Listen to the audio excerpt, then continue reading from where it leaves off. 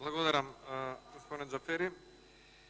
Јас неколку работи ќе кажам за овој проект, посебно за автопатот Кичево-Охрид. Прво, направени се 3 вида на штета на овој проект. Првата штета е штетата направена со подолго време неработење на овој автопат. И од тоа се прават штети, особено во градежништвото, особено во деловите кои што веќе биле започнати, без разлика дали биле подпорни зидови, без разлика дали биле пробивање на одредени непристапни предели, траси и слично, неработењето на нив, оставањето без работа во тек на 1 година или 2, нанесува штета, односно го прави понатамошното интервенирање поскапо од она што било планирано. Втората штета е направена со зголемувањето на цената од 380 милиони евра на отприлика 600 милиони евра. И третата штета е направена по однос на самиот сообраќај, брзината на сообраќај, безбедност на сообраќај и се друго што е поврзано со сообраќајот на оваа прилично фреквентна траса Кичево-Охрид. Само за подсетување, кога ќе имате реплика на овие коментари, би ве подсетил, ќе ви дадам сублимат, а доколку имате интерес, може и целите стенограми, на говорот даден од тогашната пратеничка, сега министерка Шеќеринска на 25. октомври 2013 година, која што токму за овој проект, автопатот Кичево-Охрид, прво го критикува самиот проект, второ, вика дека се сомнева дека претходната влада ќе направи анекси за поскапување на автопатниот проект. А тврди дека владата доколку домаќински работи, наместо сомнителни анекси во иднина, може буџетски средства да искористи, наместо да прави дополнителни анекси. Ова го тврди во говор од оваа говорница господјата Шеќеринска, тогаш пратеник, сега министер и колешка во владата, каде што и министерот Сугаревски. Потврдува таа или се сомнева дека тоа ќе го направи патот уште поскап и поентира на крајот со заклучокот дека со таквото недомаќинско работење на претходната влада, која што таа очекува да склучи анекси за поскапување на автопатот, цитирам, нашите деца и внуци ќе плаќаат прескапи проекти, прескапи кредити и прескапи анекси. Но, како викаат, животот е карма и сега се случува тие прескапи анекси да ги предлага токму господинот Сугаревски, член и колега во владата каде што членува господјата Шеќеринска. Следната работа која што исто така е битна да се знае за овој проект, тоа се изјавите од 2017 година, кога господинот Заев веќе формира влада.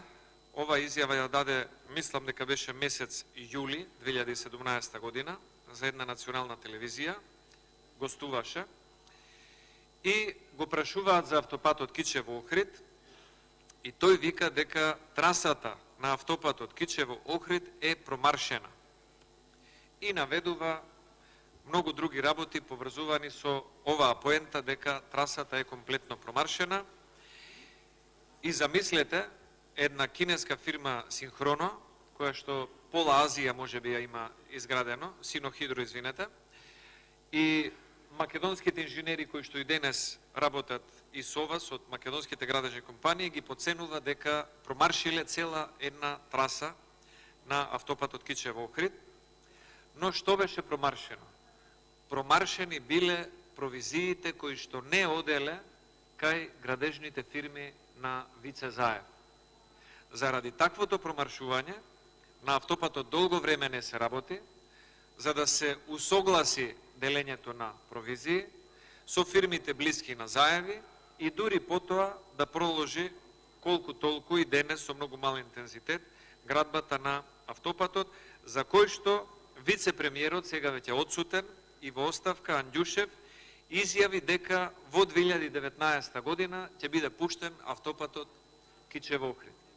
2019 година помина, господинот Анѓушев веќе не е дел од владата на СДСМ, автопатот се уште не е завршен, далеко од тоа, а гледаме дека и господјата Шеќеринска се спрема за дипломатски активности надвор од Македонија, очигледно и таа свесна што ќе се случи во текот на април. Тоа што сакав да го споменам овде е самата конфузија внатре во Социјалдемократскиот сојуз при изнесувањето на манипулации за ваквите проекти. Наспроти она што го тврдеше Заев во јули 2017 година дека трасата на автопатот Охрид-Кичево е промаршена, го слушнавме на гостување на 24 вести господинот Бочварски, колку што знам подпредседател на СДСМ и председател на Комисијата за транспорт и врски, ресор кој што е соодветен со она што го има како ресор господинот Сугаревски, и Бочварски 3 години после изјавата на Заев дека трасата е промаршена, изјавува, цитирам: се согласувам дека трасата на автопатот Охрид-Кичево не била промаршена, но погрешно сме биле разбрани од страна на дел од граѓаните, од дел медиумите и потоа тоа станало како некоја парафраза. Многу е неодговорно не само кон инженерската фела, многу е неодговорно кон сите граѓани, премиерот на владата да тврди дека трасата е промаршена, тоа да биде главна теза на самата влада да не работи или да ги намали, да ги стопира работите на автопатот во тек на 2 години, и после 2,5 години подпредседателот на таа партија задолжен за транспорт и врски да каже дека не било точно или биле погрешно разбрани квалификациите дека трасата Кичево-Охрид на тој автопат била промаршена. Затоа сметам дека ваквото однесување е несериозно за една партија која што го води тој ресор, која што го критикувала тој проект и која што сега покажува дека не е способна да го доврши. Ќе беше многу добро за сите граѓани, можеби и за вас како министер и за актуелната влада, доколку се оствараше предвидувањето или најавата на господинот Анѓушев дека автопатот Кичево-Охрид ќе биде пуштен во употреба 2019 година. Но гледаме дека тоа не се случи. Дали тие изјави се давани паушално или се давани наменски пред избори, пред референдум, пред председателски или локални или кои да е други избори, не е важно. Важно е дека како влада делувате многу несериозно. Едни изјави има Заев, други изјави има Анѓушев, демант на Заев дава Бочварски, трето оправдание сега ни дава Сугаревски, Шеќеринска вика дека доколку има анекси тоа би било недомаќински криминално, а самиот господин Сугаревски тука ни предлага анекси за проектот кој што Шеќеринска го критикувала.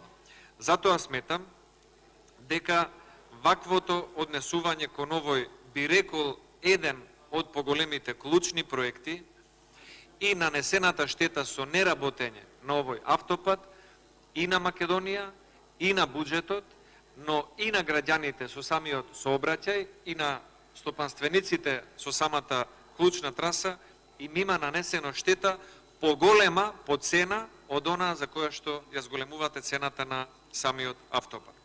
И она што исто беше поента на вашата колешка Шеќеринска, тука во собранието, октомври 2013 година, вика владата намерно го турка овој договор со кинеската компанија преку закон во собранието, бидејќи министерот и сите министри во владата се плашат да подпишат таков договор без собранието, бидејќи знаат дека е криминален. Дали сега истото важи и за вас? Дали и вие намерно туркате проекти или анекси или што и да е на овој договор, затоа што се плашите дека воспротивно не би биле во согласно со законот? Затоа сметам, господине Сугаревски, дека работите кои што сте ги истакнувале како опозиција за овој проект, вие имате тука, вие лично и колегите што ви ги набројав, изнесено многу тези кои што сега со самото ваше однесување ги побивате. И најчесно би било да кажете дали тогаш тоа сте го правеле критизерски само за да се критикува и сте биле манипулативни, или сега манипулирате кога тврдите дека она што го правила претходната власт го правите и вие, било оправдано. Благодарам многу.